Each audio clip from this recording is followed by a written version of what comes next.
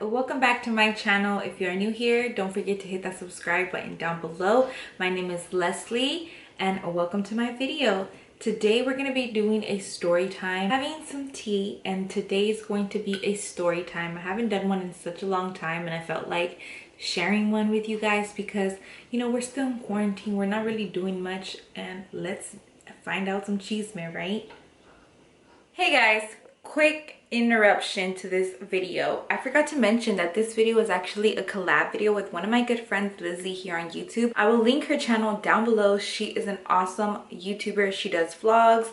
She has so many good videos on her channel. Make sure you go show her some love. Let her know I sent you over. Make sure you go check out her channel, and I hope you guys enjoy it. All right, back to regular programming in 1, 2, 3, bye.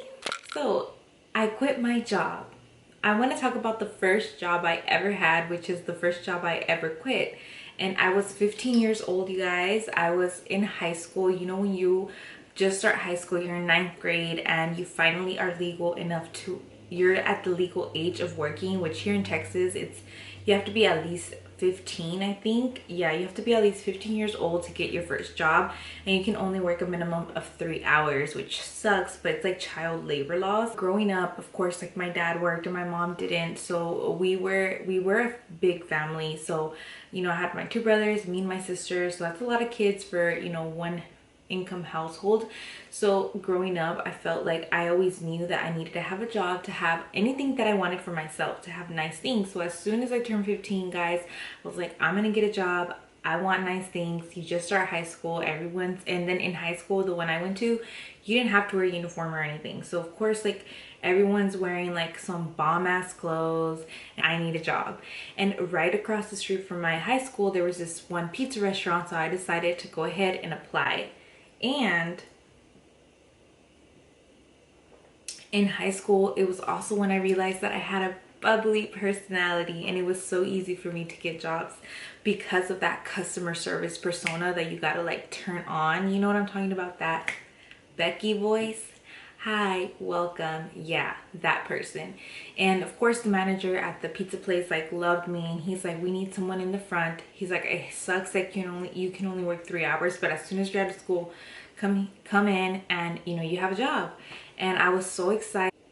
So of course, being your first job, like, I'm hella hyped. I'm so excited to be working at this pizza place. I'm not thinking about everything that's about to happen next. You know, first off, working sucks. Like, sucks so bad because you have to work all the sucky hours, like closing times. You have to work on the weekends. And like, yeah, in high school, like, I was never a person that was like going out all the time or anything like that, but my parents were, and they were going to parties all the time. And my brothers had vehicles, so they stayed driving, going out to the movies and taking out my cousins, because at this time, like, all of my cousins lived with us, or not all of them, but some of my cousins lived with me. And it was cool on the weekends. We'd all go out, we'd go to the movies, and I started missing out on all that. And I low-key started hating it. Like, I started hating going to work because of that, because I wasn't having fun with my family anymore. Minimum wage was like $5. I think I was getting paid $5 an hour. My first check for like 2 weeks, I think it was like $300. Like, it sucked so bad. And just like that, I blew it. I went to the store. No, I went to the mall and I shopped. I got myself some shoes and all this stuff, and I was excited with my first check.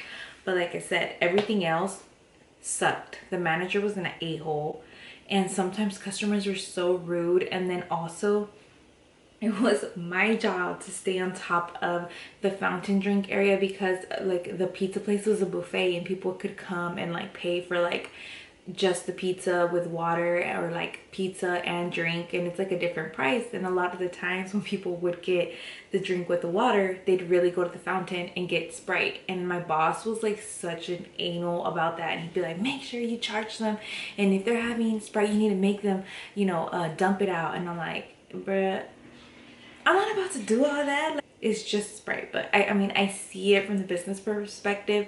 I just didn't want to be that person, you know. And like I said, it was just not going good with this manager because he was such a jerk. And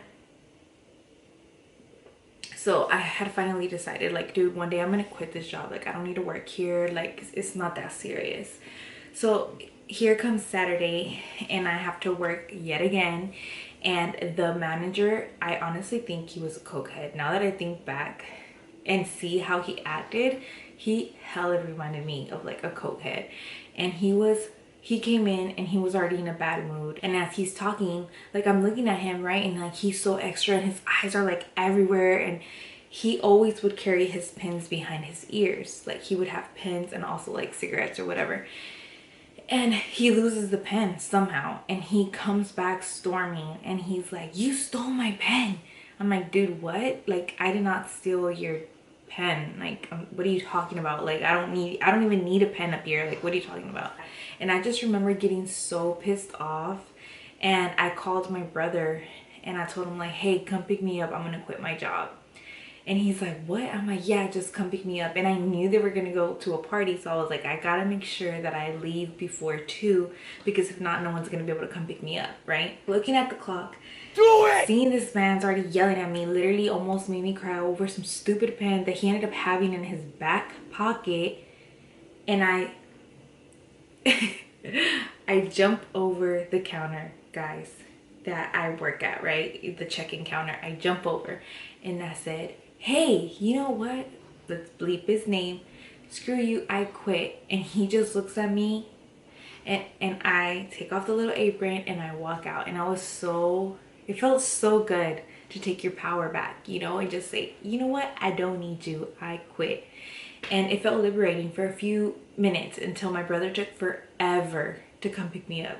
And I was just there, sitting down, just there sitting in the parking lot after I just quit this job for like a good 45 minutes. And it was just so awkward because I could tell everybody was like staring at me, and it sucked because there were some really cool people that did work there. There was another manager that was so awesome, laid back, such a cool dude, ended up hiring me at another location. That story is crazy too, guys. You know, being 15 and not giving a damn and saying, you know what, I quit because I don't need this job, felt really, really good. The next story, the last story that I'm going to tell you guys, is the last job that I quit before I started YouTube full-time, or I became a stay-at-home mom full-time. And that job, you guys, I had for like a good 3 years, I want to say. But before this, I was in the medical industry for like a good, I want to say 8 years. So I had been in the medical industry and I ended up getting a job at this hospital that I was so excited to work at. But deep down, like, I knew that it wasn't for me. My dream job that I had been wanting for so long, you guys, I was so excited to have it. And for the first, I want to say like 6 months to a year, I was giving it all I had. But at the same time, I was also working on my business and on my brand and everything that includes what I do on the side. Like with my makeup clients, I was building up my clientele, and it started just becoming so much that my hospital work was kind of on the back burner, and my mind was just like never at work. And it sucked because, you know, you're dealing with claims all day, so I almost felt like a zombie, honestly, working there. And I just felt like it was very draining. And the people around, I worked with one of my best friends, which was awesome that I ended up getting her in there. I ended up bringing her in. I got her a job at the hospital with me, and it was just so much fun. You know, our lunch breaks, I felt like she made working there bearable. We're the only young people in this whole department, guys. Like, everybody's, I swear to God, was in their 60s. We had retirement parties like every month. I think too, because like I said, I knew it wasn't for me. I knew eventually I was gonna have to let go of that job, and I was like, you know what, when Leslie's Blushing Artistry takes off, like, I'm gonna finally let go. And when we meet our goal of buying our home, I'm gonna let go of this job. So life's great. I'm working with my best friend. I'm making money and growing my clientele with my side business, Leslie's Blushing Artistry, and it's going great. But deep down, you guys, I feel like every single day that I go to work, like, I'm just so stressed. And at that time, I had gained so much weight, you guys. I was just so unhappy, like, inside with other stuff that was going on in my life. Like, I have videos like talking about whenever I was suffering with infertility, and then also dealing with the things like, hey, this is your dream job, or the job that, you know, was supposed to make everyone in your life proud of you, and you're not happy, you don't like it. Like coming to realization with those terms, like I feel like took a lot. And then once I realized that it wasn't what I wanted, like that's all I could think about, you guys. It was like leaving that job. So my mind was never at work. My work was basically suffering, and I feel like I started getting looked at a lot, and that pressure was building up even more. To top it off, you guys, there was so much toxic drama in the hospital. Like seriously, Grey's Anatomy was nothing. The type of toxic drama that was in, like, people didn't even talk to each other. It literally, the managers could never get our team to collaborate with anything because it was just so bad. So I knew, like, I just wasn't happy. That wasn't somewhere that I could see myself, you know, working at until I retired. I was like, this is not what I'm supposed to be doing. So we had decided to go on our vacation, right? Me and my husband. If when you come back from your vacation you're still feeling like this, then maybe it's time to close that chapter, right? So I was like, okay, let's go to a dream place I've always wanted to go to, which is Washington State. We went to Seattle, Washington, and it was just so magical. It was the best trip that I've ever had because I love national forests, and their trees are just so huge and beautiful, you guys. You feel like a freaking fairy. So we were out there, and I was thinking about it. Just decided, you know what, when I go back to work on Monday, I'm gonna let them know that that's my last day. And that's exactly what I did. When I flew back that Monday, you guys, I couldn't even wait 2 hours from clocking in that I had to tell them that I quit. I remember as soon as the manager came in, which she clocked like 2 hours after we did, I used to clock in at 6 in the morning, and she came in at like 8:15, and by freaking 9 o'clock we were having a meeting, and I was like, hey, yeah, I just wanted to know I'm putting in my 2 weeks today. And she was like, wait, what? Girl, you just got back from vacation. I'm being real with you because I heard about you. I was waiting on you at the door. What do you mean? Are you sure? And I felt bad. Like, they really tried talking me out of it. Like, they were trying to say if there's anything that I could do, if I was having issues with something, you know. And I was just like, nah, y'all just suck. Like, this isn't what I want to do with my life anymore. Like, I have other goals at home, and I just felt like if I stayed at that hospital, that I don't know where my life was going to be, honestly. I was just tired of living for other people and not myself. So there I was again saying, you know what? I quit. I was just so happy though. I was excited and scared, but I just remember feeling again that power of like getting your power back, not letting someone else control, you know, what you do. This isn't for everybody, obviously. Like quitting your job and, like, you know, starting something that you've been wanting to do, that's not for everybody, and it's totally okay. You know, we do need people that can work in offices. We do need people, you know, every job is a good job. It doesn't matter what you do, but you just have to love it. And I feel like that was my problem. I had all these jobs, you guys, and I never really loved any of them. With every job, like I said, I ever had, there was just something that was missing. And then that's when I found YouTube. Like, YouTube was always, you know, in the back of my mind.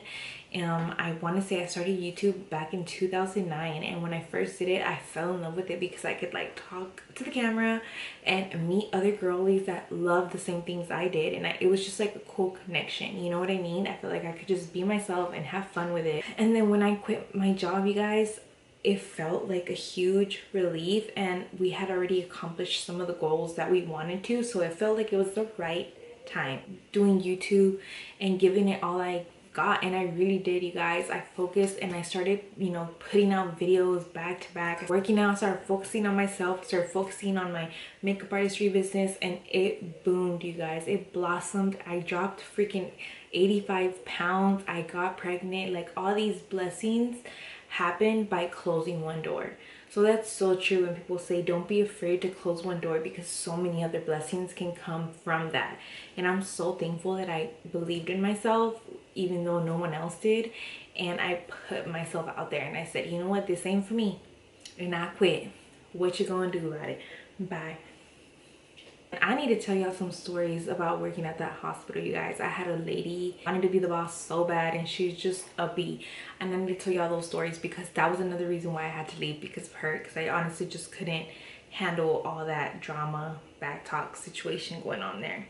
But anyways, I hope you guys enjoyed this video sharing my little story times of quitting my job, my first and my last job that I've had. And if you enjoyed my story times, don't forget to give me a thumbs up. That way I can keep filming these type of videos for you guys. That lets me know that you guys are into them. And if you did like this video, don't forget to give me a thumbs up and stay tuned for next week's video, and I'll see you guys next time. Bye.